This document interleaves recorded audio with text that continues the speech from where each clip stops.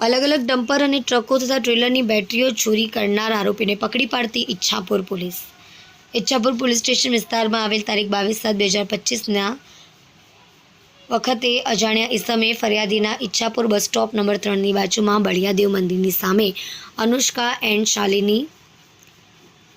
Road લાઇન્સના ગેરેજની બહારથી પડેલ અલગ અલગ ડમ્પર અને ટ્રકો ટ્રેલરની બેટરીઓ નંગ 7 જે એક બેટરીની કિંમત 6,000 મળી કુલ 42,000ના મત્તાની ચોરી કરી ગુનો કર્યો હોય જે બાબતે અત્રેના ઈચ્છાપુર પોલીસ સ્ટેશન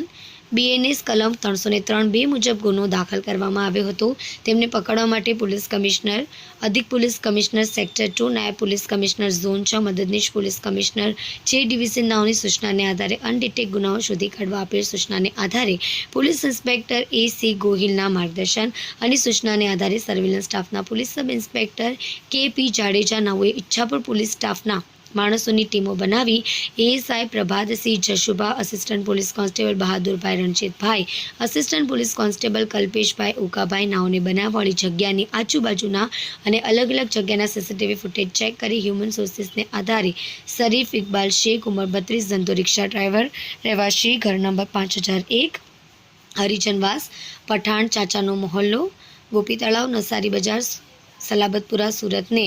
ગુનામાં ઉપયોગમાં લીધેલ ઓટો રિક્ષા કિંમત ₹45,000 ચોરીમાં ગયેલ બેટરીઓ નંગ 5 જેની કિંમત 30,000 મળી 75,000ની મત્તાના મુદ્દામાલ સાથે પકડી પાડી પ્રશંસનીય કામગીરી કરી છે। ધવલભાઈ ધાનાણી સાથે જોતા રહો News 9 ગુજરાતી।